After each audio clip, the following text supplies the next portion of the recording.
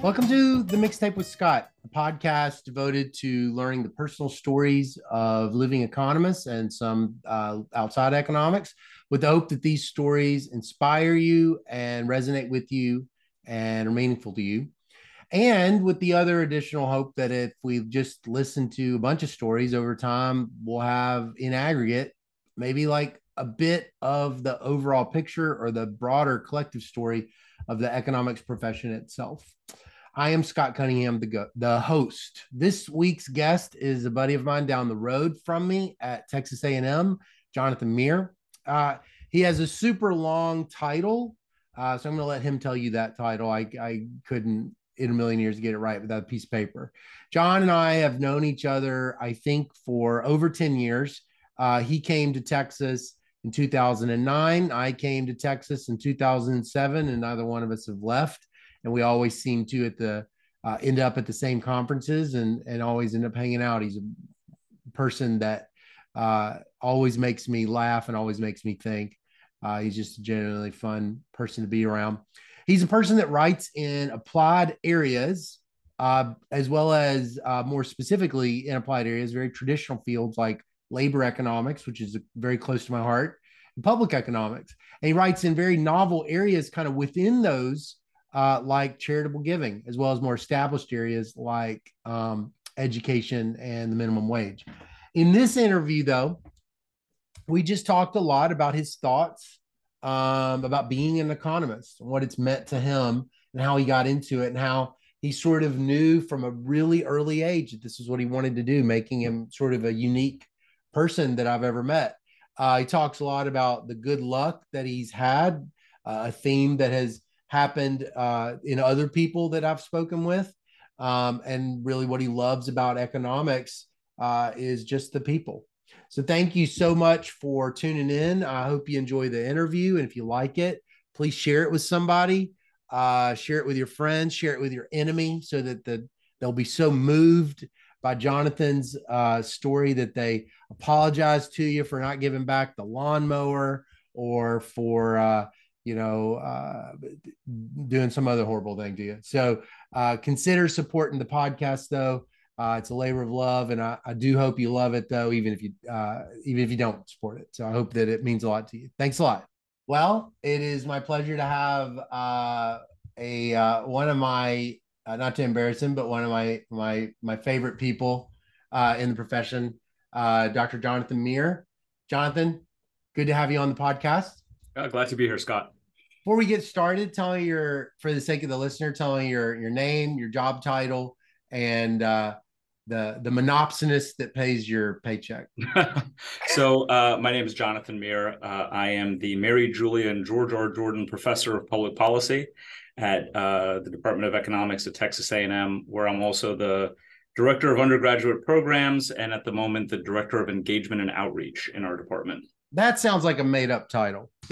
Well, I did make it up. Yeah. Not the position, though. The title's made up. The title's made up. Okay. All right. So here's an icebreaker.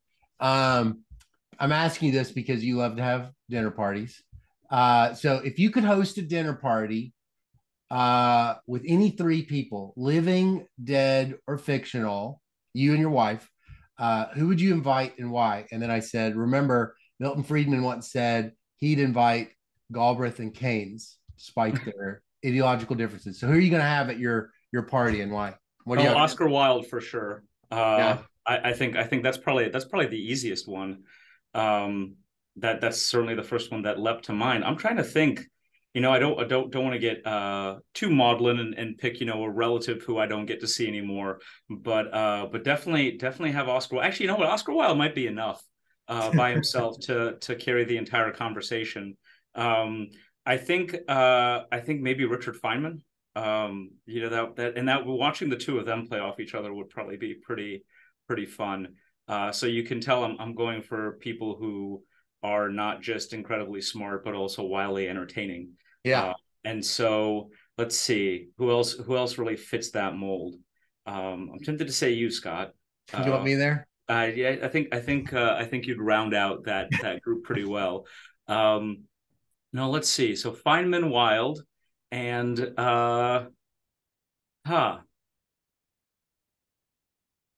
Hmm.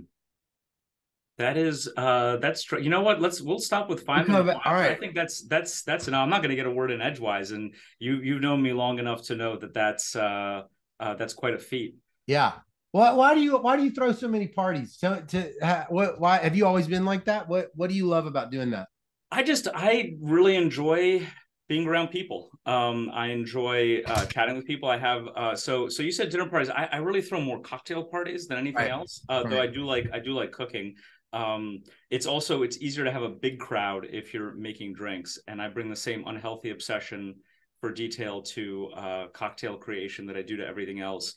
I think it's fun to get the people I like together and have them interact and uh, my parties tend to have a really mixed bag of folks from just different parts of my life, Mm, and many of them become friends in their own right, which is really enjoyable for me to see.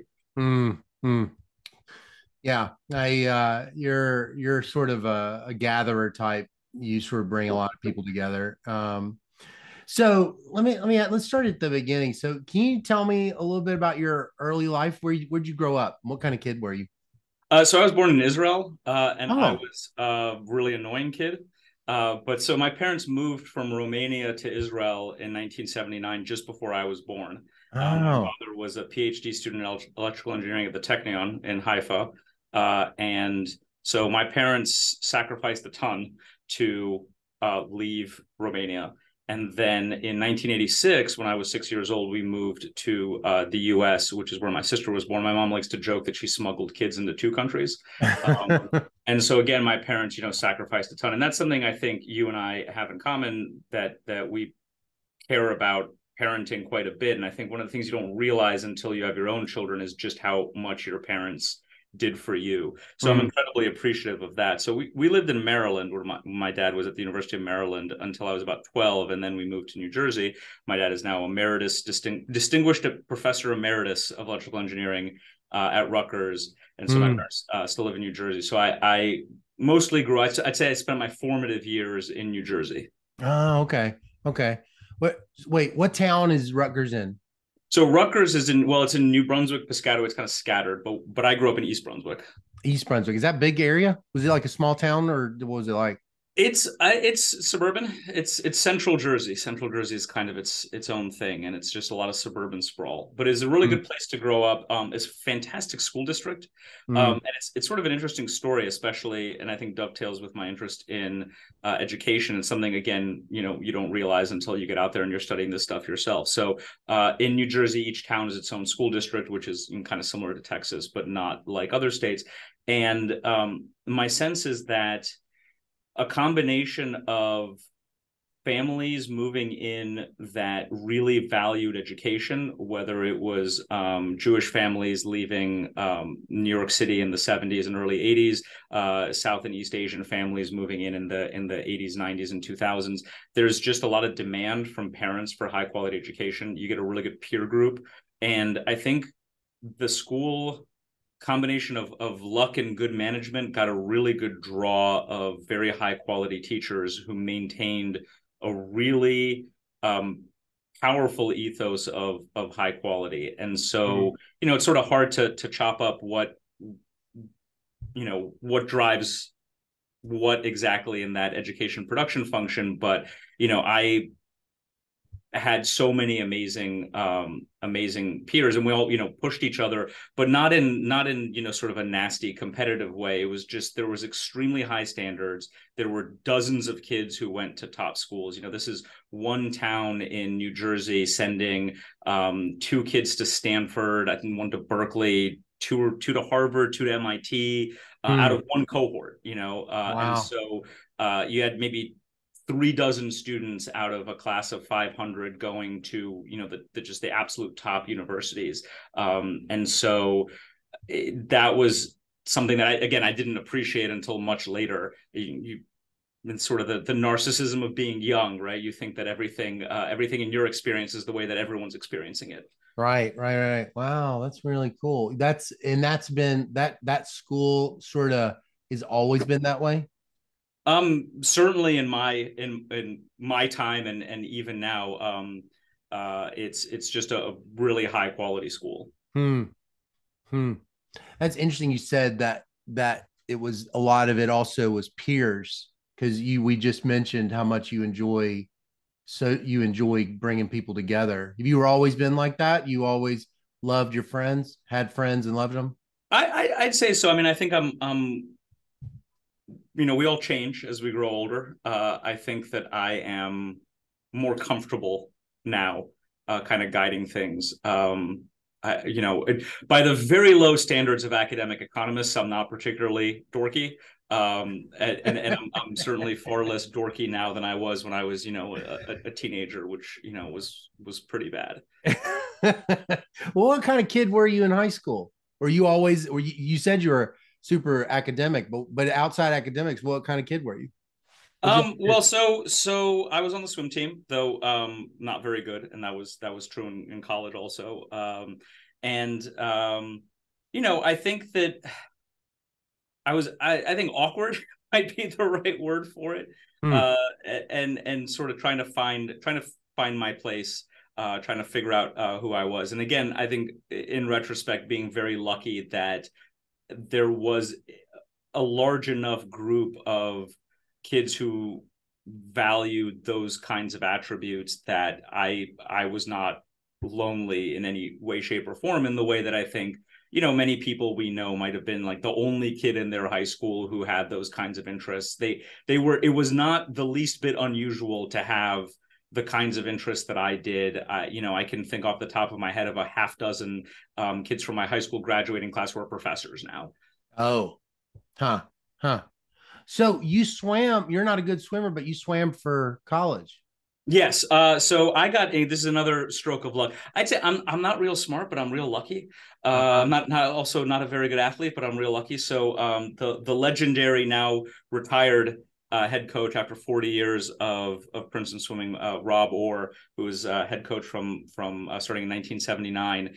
His view of it was, if you were willing to put in the 30-ish hours a week of intense training to be on a Division I swim team, then you deserve to be on it. And so, Oh, despite a lack of particular swimming talent, I got to be on there, and that, I think, had a huge impact on my life. Many of my closest friends are people who I was on the swim team with, who were actually talented yeah. athletes, in addition to being really good students. But it absolutely changed the trajectory of my life in a really meaningful way. And so, Rob Orr is three people that I think of outside of my family who I think of as having had just enormous influence on the direction of my life. Huh.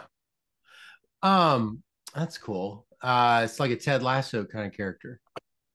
In a manner of speaking, actually, I think there's one of my favorite descriptions of him in a write up in a swimming magazine was something like a part mad scientist, part absent minded professor, but just an all around amazing guy who led through just sheer force of charisma, and established um, an ethos that carries forward to this day with the phenomenal new coach who's there now.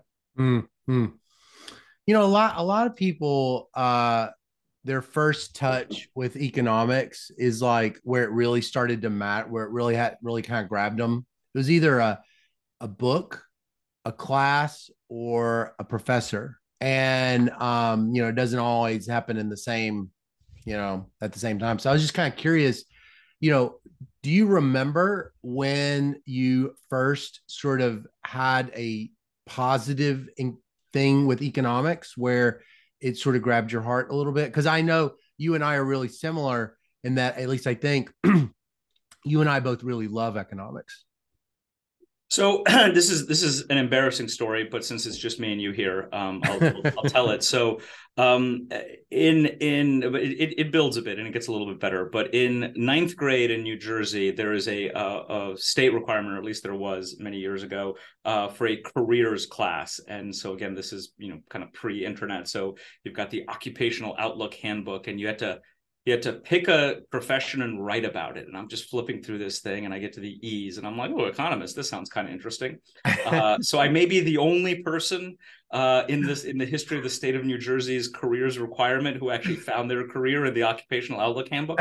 But what I did find interesting, I found it interesting. And then, I just started paying more attention. My parents are both avid readers of the New York Times. So that's something, I'd read every day. And you just sort of start to pick up.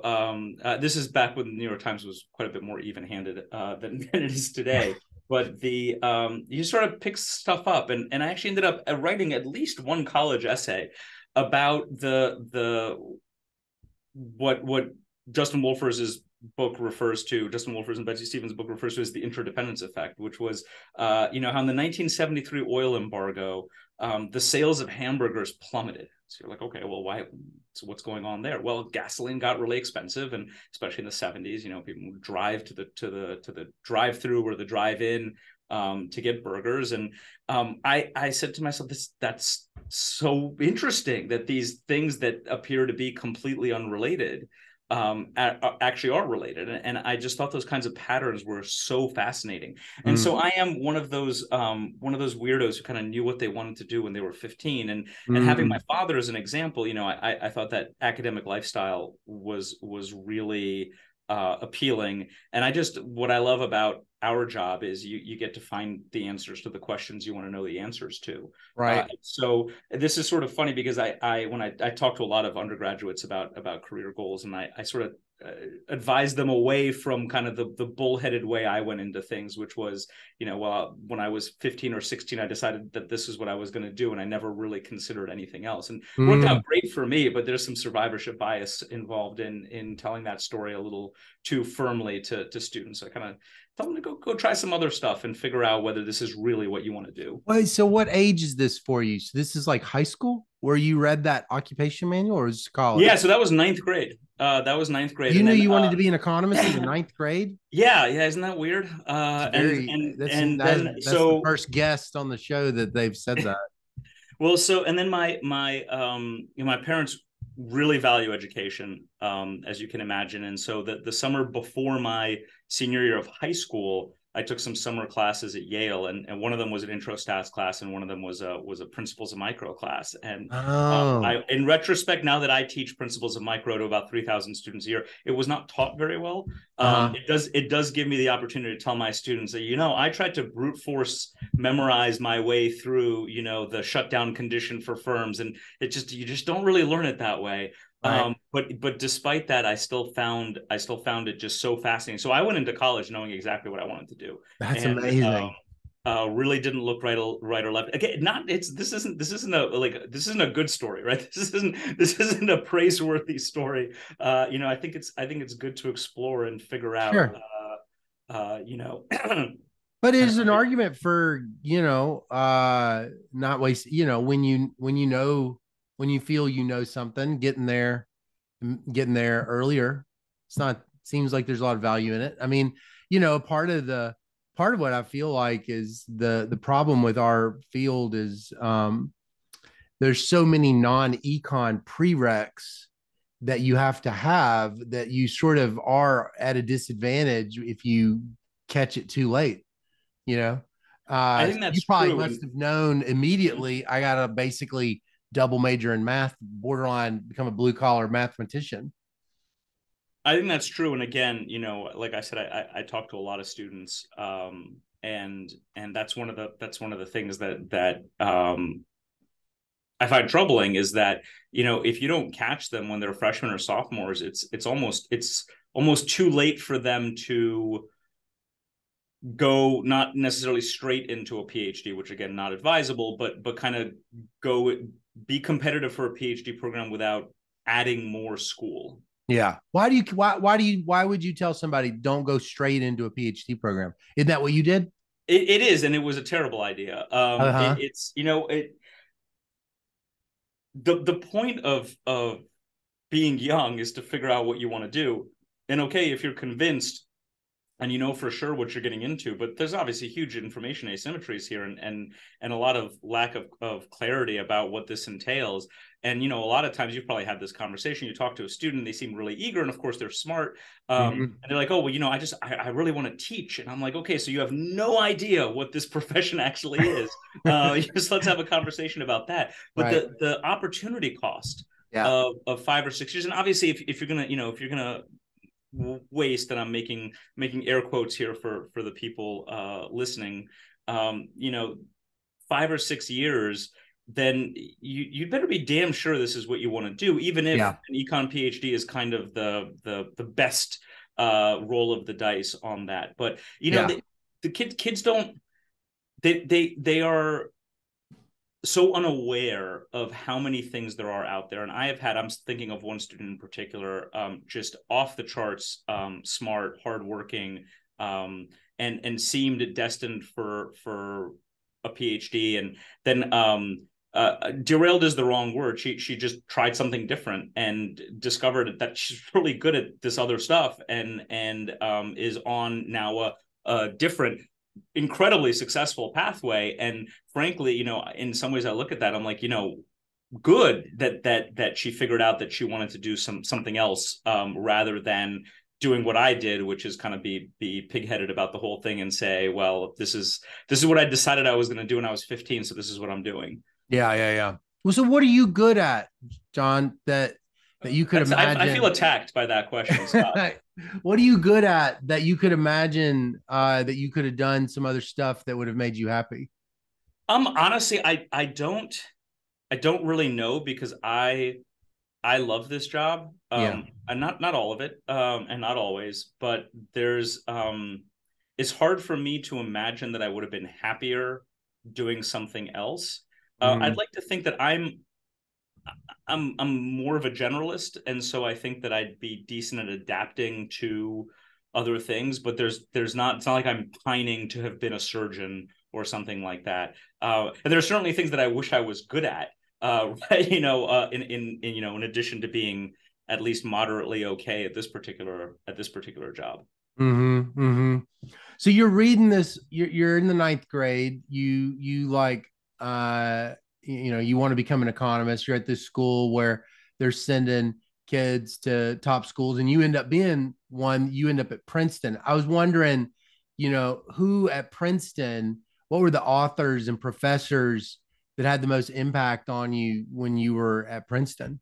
Well, so Harvey Rosen, without a doubt, who is still a good friend of mine. We talk frequently, even though he is now retired, and was a frequent co-author of mine for 15 years. So the way I got to know Harvey was, Princeton has these freshman seminars with really prominent faculty, a really small, 10 to 15 students. So you might take up poetry with Toni Morrison, or Robert Fagles, who's the sort of the translator, the most prominent translator of the Iliad and the Odyssey, 15 students on Homer. And Harvey taught a seminar on taxation. And I said, well, that seems interesting. And so that's how I got to know him. And then I connected with him. The summer after my freshman year, I just sort of asked around, does anyone need a research assistant? And at that point, I actually got connected with Burt Malkiel, and I did some RA work for Burt for a few years, and kind of on the side, and helped him out with Wall Street Journal op-eds, just sort of fact checking stuff like that. And then after my freshman year, I started working with Harvey, and we started working on a paper with Doug Miller, who at the time was a PhD student at Princeton. So, again, I was an undergrad, Doug was a PhD student. This is all many years ago. And we worked on a paper using the panel study of income dynamics and looking at the relationship between health and wealth. And this is sort of we can start to dive into the weeds here, but this is sort of a more of an old style IV paper where you kind of glance at your IV and you say, that's good enough, and you build a story around it, and then run your regressions. So very different style than the way that things are done today. Mm-hmm. But I took second semester econometrics with Worley Ashenfelter. Mm. And I took a class, and I've actually had the opportunity to tell Hank Farber this, that I took a phenomenal class from him, which was sort of a third semester econometrics class that was, an applied econometrics class of the sort that kind of opens your eyes to, hey, here are the kinds of problems you can solve with these tools that you've been learning kind of abstractly. Right.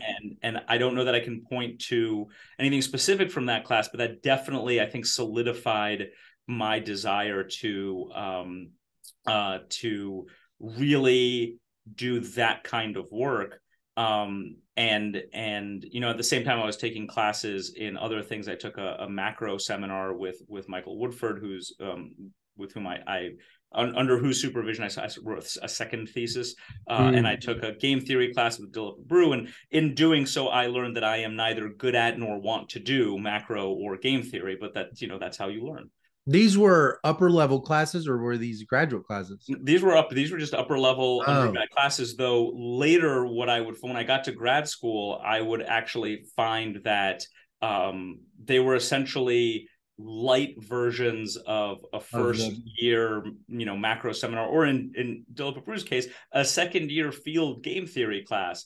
But similarly, Avinash Dixit taught intermediate micro the year I took it. And I used my notes from that class to review stuff for micro theory in grad school. So it was taught at extremely high level. You were taking classes from real legends. Did you know that when you were there? Not really. You kind of have a sense when, someone is prominent, but, especially again, narcissism of the young, everyone's just kind of old, right? And some people are old and they have their name on a book. And so that must mean that they're reasonably famous. You don't really have a great sense of who these people are and how they fit into, into the pantheon of things. Right. Well, so who writes you a letter for, for grad school?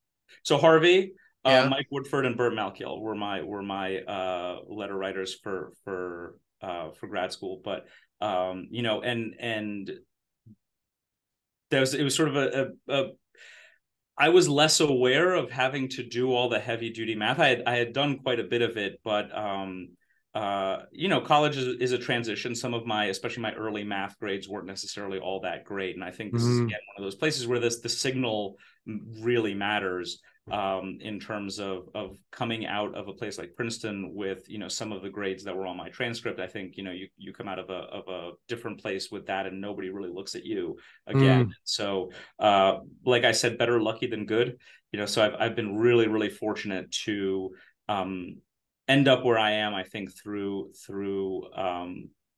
opportunities that I then went after, and kind of being at the right place at the right time, I think, is my elite skill. That's a good skill, taking advantage of luck.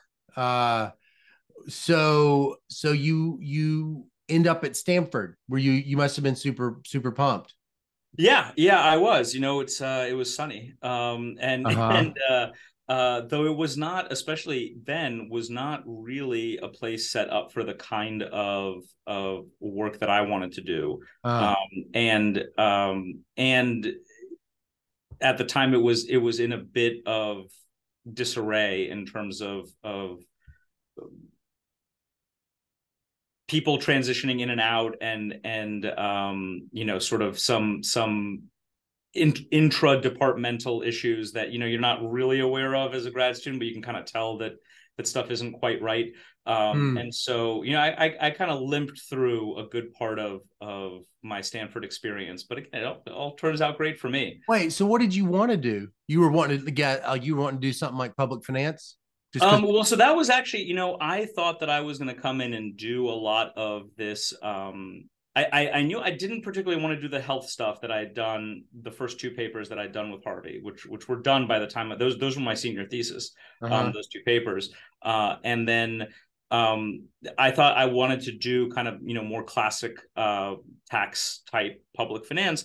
And then this is, again, one of these lucky opportunities. So Harvey had been in the George W. Bush administration on the Council of Economic Advisors, and when he came back to Princeton, he was casting around for new projects and stuff like that, and was approached by the development staff of, let's call it, Anonymous University, and they said, "Hey, we have these amazing data on alumni giving, but we don't really know what to do with it. We don't really know how to analyze it, et cetera. Would you be interested in helping us out with that?" And so he calls me up and says, "Hey, do you want to do this?" And at the time, You're a PhD student at Stanford. I'm a PhD student at Stanford, and Harvey's back at his role at Princeton. And so, real quick, are you sort of before that phone call, kind of being routed into like a different field or a different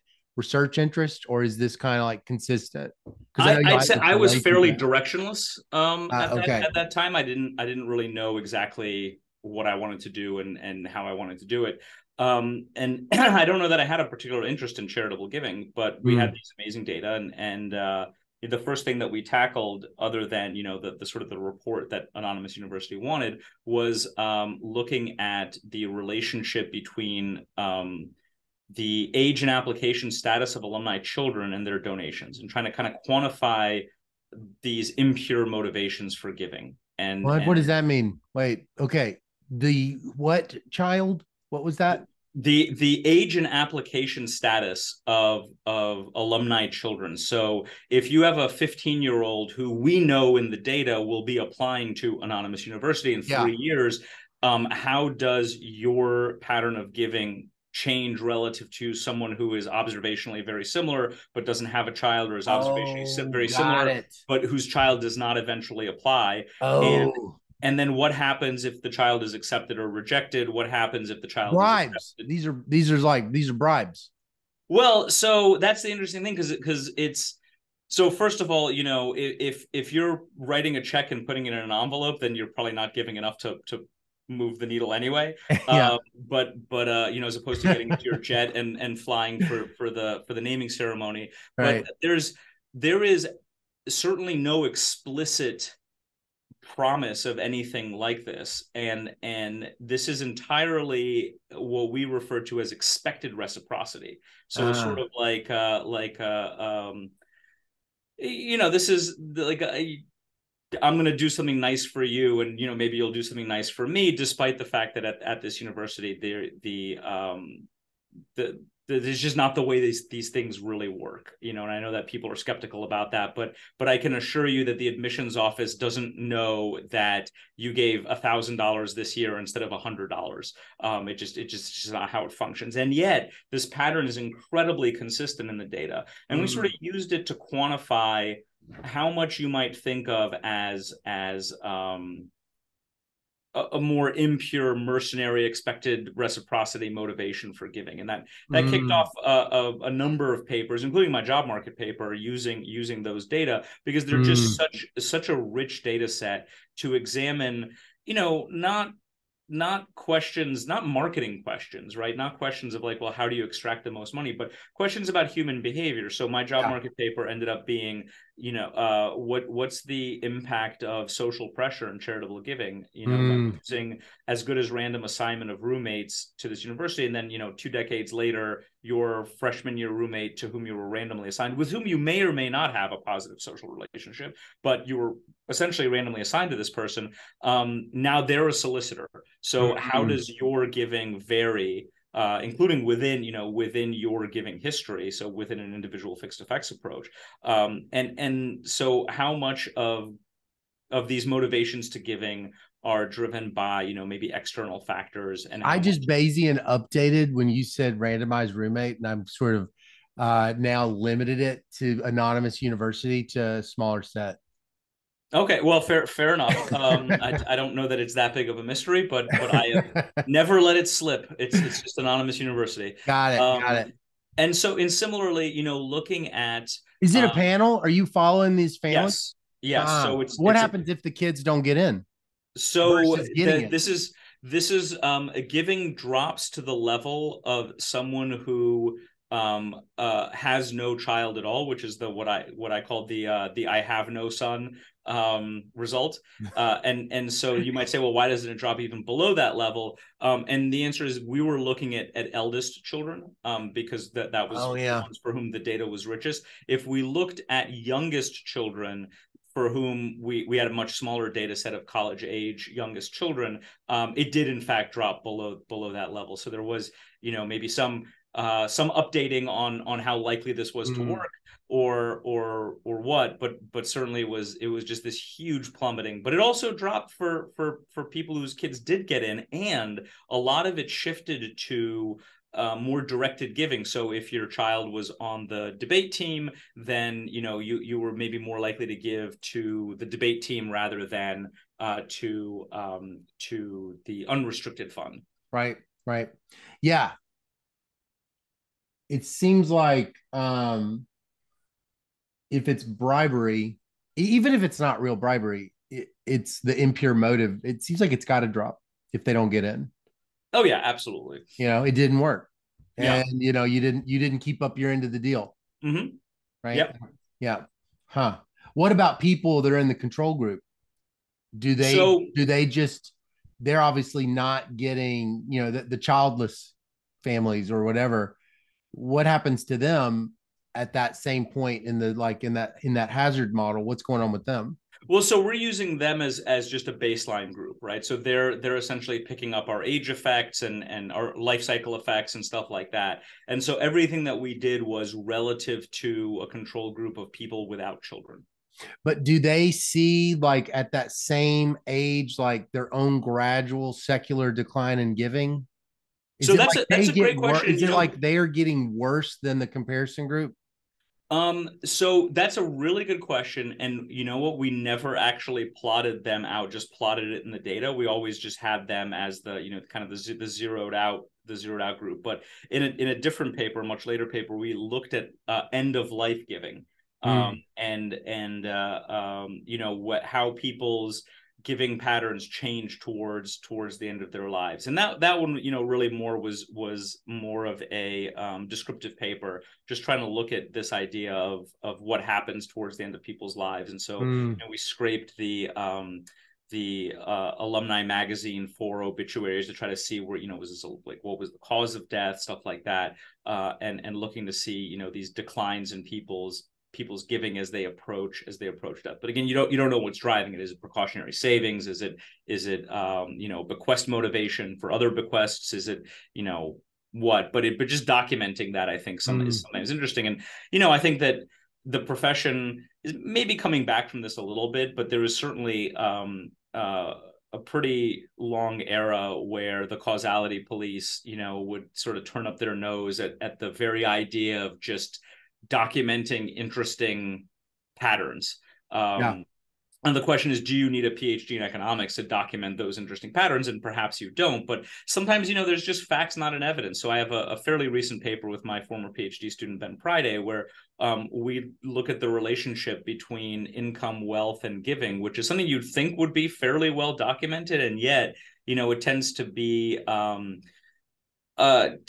be all just, here are the numbers without any effort to adjust for age or other things. And then in particular, to look at the effects of income and wealth, both jointly and separately, and to try to think about, what does it mean to say that people with a higher level of income give more? Do they give more out of their as a percent of their income or what? And then, there's this common trope of, well, it's low income people who give the highest percent of their income, which is true if all you're doing is looking at the data.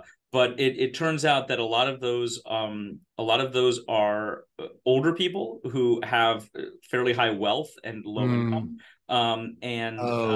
There's a lot of outliers. So, and some of those may just be data errors where someone reported, $1,000 in income and they gave $50,000 in charitable giving. Well, that one observation, in the PSID is by itself. I think in one case we documented that it almost doubled that Vintile's average percent giving, and similarly you find things like people with negative wealth tend to be more generous than people at the median wealth level. Well, who has negative wealth? Very often it's young professionals, doctors and lawyers who have a lot of debt, but who have very high lifetime levels of income. And so I think this is one of those cases where if you're just a data monkey and you make pretty graphs, and then you come up with some just so story about how, look at this is all about these incredibly poor people who are so generous, the people with very low levels of income and negative levels of wealth. Well, that may be true, but one should dig a little bit more deeply into the data. And I think when we turn up our nose at descriptive papers, we kind of cede that ground to policy advocates and people who are maybe less well equipped to think deeply about these kinds of questions. Yeah. Hey, I had this really interesting interview yesterday with David Card, and I was asking him, well, what was it like in in grad school? I had heard him comment that there was like an empirical crisis in labor in the 70s. And he said a lot of interesting stuff, and I kind of wanted to get your reaction to it. He said that in empirical papers, nobody believed the results. The empirical papers were presented for the methods, but nobody really believed the results. And I was curious, like, to what, if you hear something like that now, do you think that describes at all how you feel about the empirical work that you sort of see around you? Would you say like you have that level of skepticism, like I don't believe the results? Because the way you were describing it, so deep in the data, I just was curious how do you think it's different for you compared to the way he described that? Well, so I'd say I take empirical results seriously, but not literally. And I think that everything we do is context specific, right? And so even if you've got data for the entire United States, you have the LEHD or whatever, and you say, here's the elasticity of whatever with respect to whatever, well, does that apply during COVID? Maybe not, right? Does it apply in 2030 when GPT-7 is, folding our laundry for it? Maybe not, right? So, do we learn something about the world? I think we generally do. I'd say it's just to say that, well, obviously the number is, negative 0.17 and now it's chiseled in stone. I mean, I don't, does anyone think that? I don't know, but we learned something. And one thing that actually does bother me, I think in the literature, and this is, more in some literatures than others, is kind of this law of one paper, and there's this chase for novelty. And you can couple this, especially when it's a politically fraught topic, with counterintuitive claims, especially if they tend to flatter one set of policy preferences over another. It's like, okay, well, we had this one paper and it was published and it was published in a top journal, and therefore now we're done, right? And that, to me, that's not science.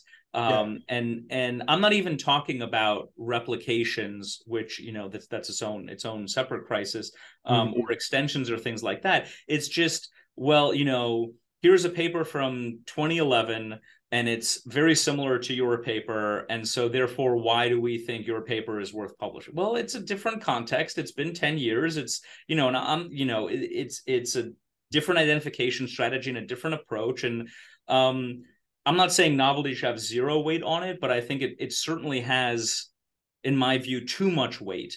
And so there is this chase for here's this kind of very surprising finding, and I think very often what we found is that those don't always replicate. But I do think nothing is externally valid 100%, right? No one is giving us the deep primitives, and if you want to channel your inner Hayek, well, those things can change also, right? The problem is not gathering all the information, it's that the information may change and the preferences may change and the way people behave may change. Totally. And so, again, like, I mean, COVID was a great example, right? There were all sorts of things where, if you had sort of blindly tried to apply whatever consensus numbers from, 30 years of labor research to what was going on during the COVID crisis, you would have just been wrong, Yeah. because this thing was different. That doesn't mean Right. we know nothing, right? But Right. we just need some more humility, and I think Mhm. Greg Mankiw wrote a phenomenal piece. I want to say it was in National Affairs, but I might be wrong about that. This is a long time ago. It was just a call for humility, and it was a call for humility in macro, which really does need a lot more humility. But I think that we need more humility in our applied micro fields, where stuff should be built off of a preponderance of the evidence, not Right. Here's the one paper that upends 30 years of education economics. It's really more, we're learning stuff, and we learn it Right. incrementally. Right. Right. Right.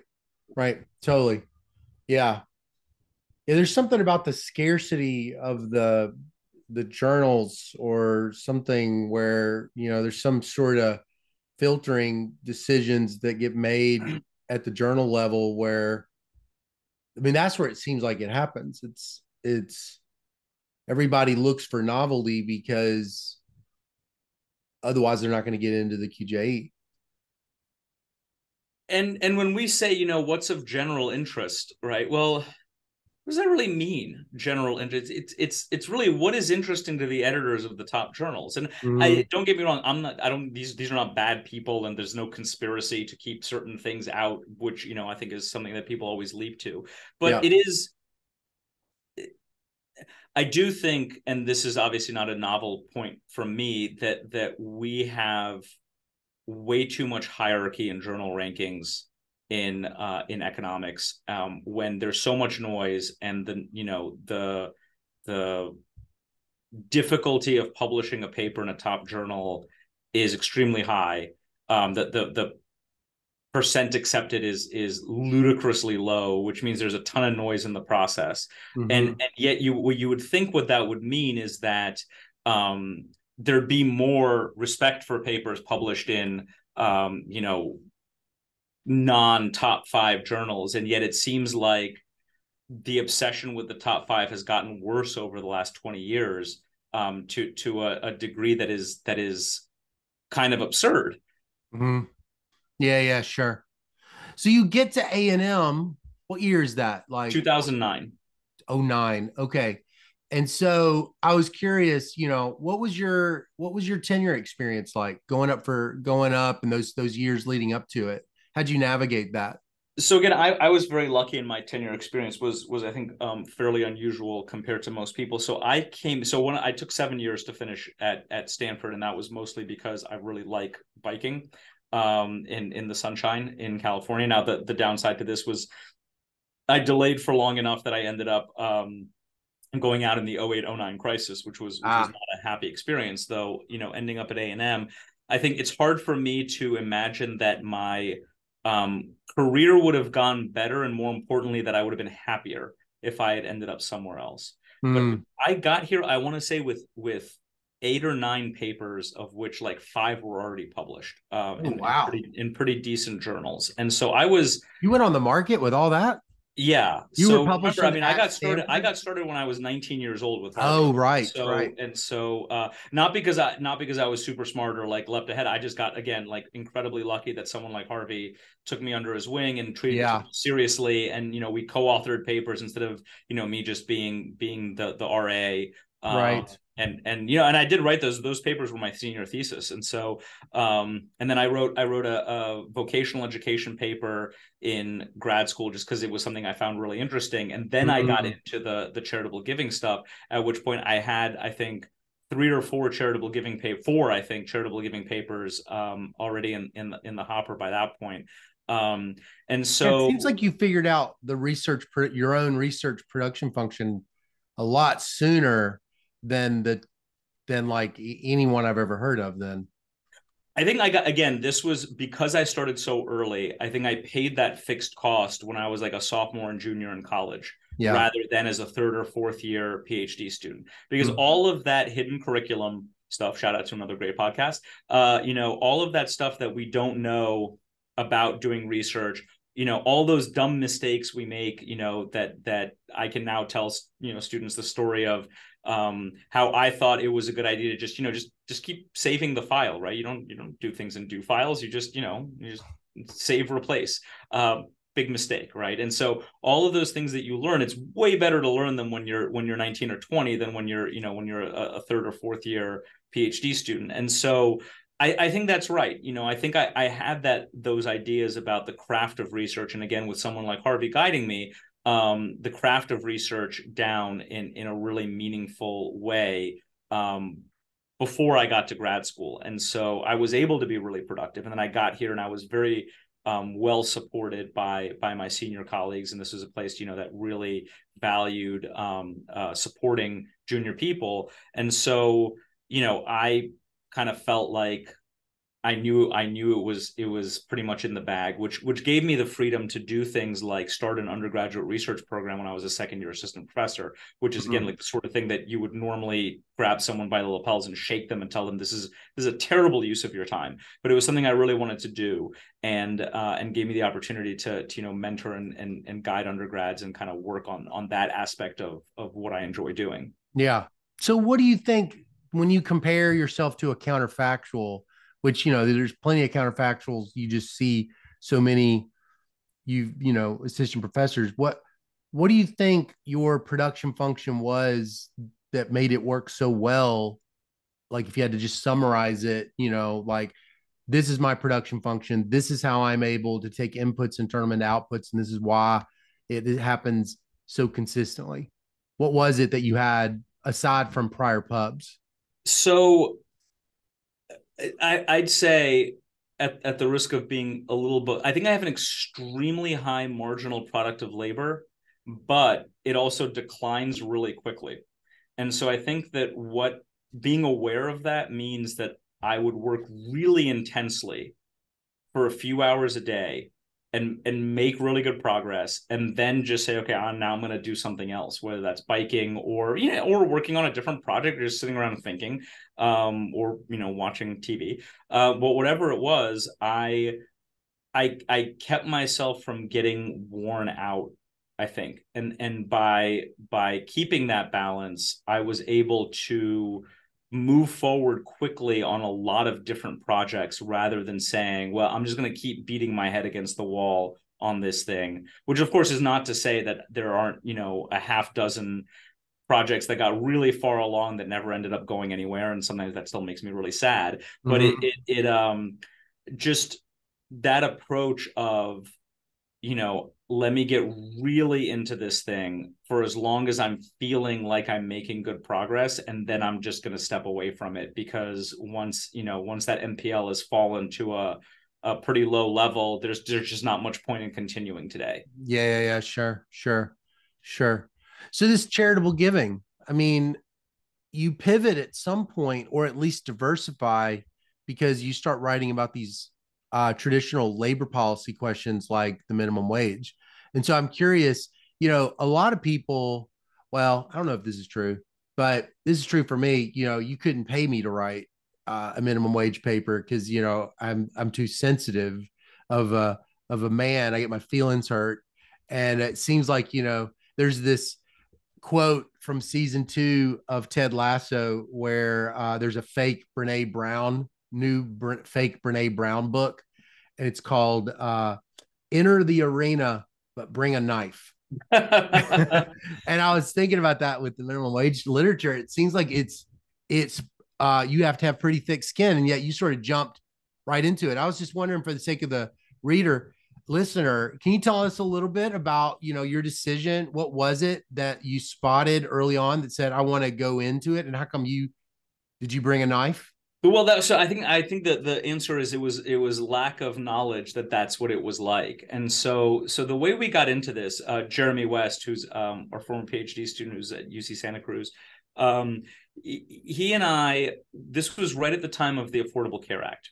And I was looking at all the mandates that the Affordable Care Act was putting forth, employer mandates. And I said, look, these have to have some effect, right? I mean, right. They're costly. And so, that's part of compensation that shifts the mix.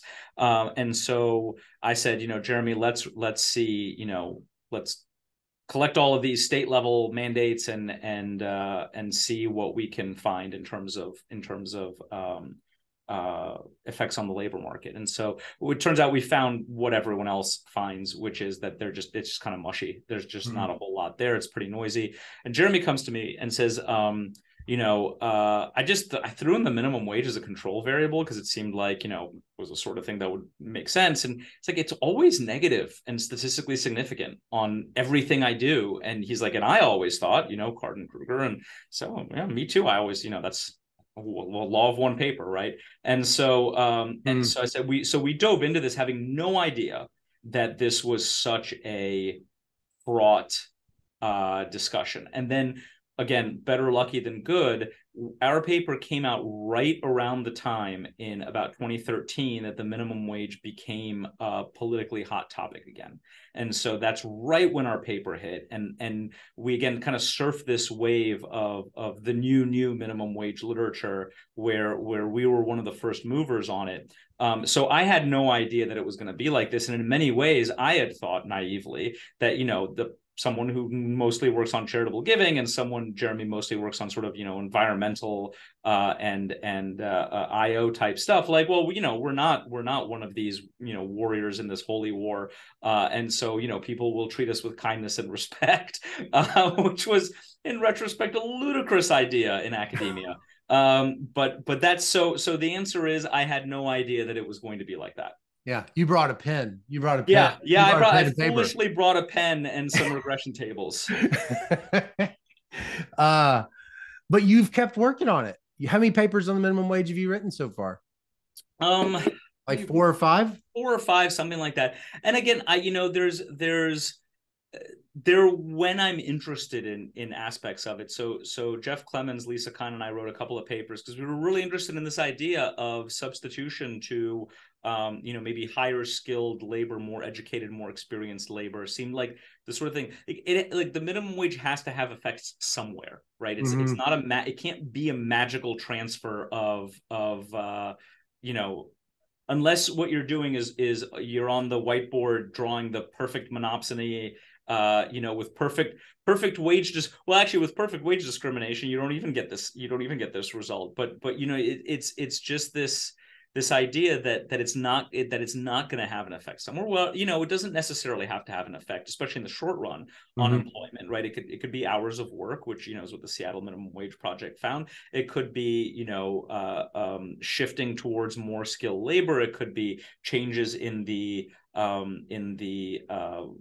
expectations of productivity from workers. This goes all the way back to this paper that you and I have discussed in the past from 1915, written by these 2 women who worked for the Bureau of Labor Statistics.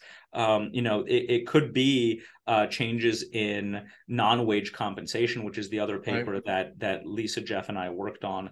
And so, it's unfortunate that it's become such a politicized thing, but and I don't necessarily have a huge interest in writing, yet another minimum wage paper. I have no interest in cranking these things out every 2 years or so. But when there's an aspect of it that's interesting, like a paper I wrote with our former PhD student Carly Will Sloan and former undergrad Camilla Adams, who's now at Brown as a PhD student, was on search effort, right? Because that's something that was in a paper by Chris Flynn and a separate paper by Jordan Acemoglu, was this idea that the minimum wage might get people off the sidelines and they might search harder, and that might create better matches, which creates more more surplus, and then with that additional surplus, the employer doesn't feel the need to cut labor, right? And so those are theory papers, and those 2 guys are about 1 million times smarter than I am, but that is an empirically testable hypothesis, right? And so that's what we did. We used the American Time Use Survey, so it's kind of like a sliver of this topic, but it was something that I just found interesting, and I kind of wanted to know the answer to. So off I went, and got to work with 2 great young people, which is really one of my favorite things to do. Because you're a social person. Yeah. That's a part of your production function. You enjoy being around people. Yeah, for sure. Yeah. The work takes a long time. Doing it alone would be hard. It's hard for anybody, but I wonder if you also are a happy economist. You seem like a happy economist, if because part of your production function is you you figure out how to throw these cocktail parties, but for papers. I think that's definitely part of it. I also, I really enjoy talking to other people about their work, and so there's just sometimes it just pops in my head. Oh, I haven't talked to so and so in a while. I Yeah. wonder what they're up to, and Right. then just hearing about cool stuff that they're working on. It's just really, really enjoyable. There's just so many amazingly smart people in the profession, and very often, I mean, the phrase I use is I find it recreationally interesting. It might just be a topic that I don't work on, have no plans to work on, but it's just interesting. I just want to know more about it. And, not to take away anything from the people who live in their silos and they find the topic that they work on so interesting that they're not compelled by anything else. That's totally fine, Yeah. teach his own. But for me, there's just stuff all over the place that I find super interesting, even if I Right. have no intention of ever working on that topic. Right. Well, it's top of the hour. I wanted to kind of conclude a little bit. You're such a, thoughtful person and social, and you've observed a lot.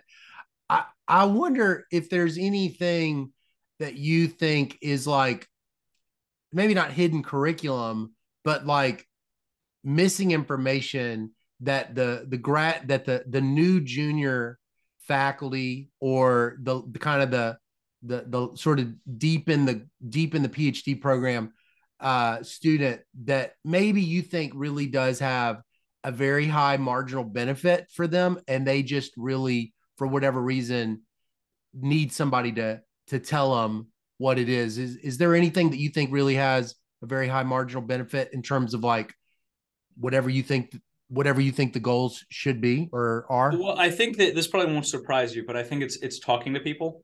And this is such a point of emphasis for me when I talk to my young PhD students, is that nobody goes into a cave and emerges 2 years later with a perfect paper, and it's so easy to get blinders on about your topic, and the last thing you want is to be standing in a seminar for the first time and have someone point out something like really obviously flawed. But even beyond that, even just getting that kind of feedback is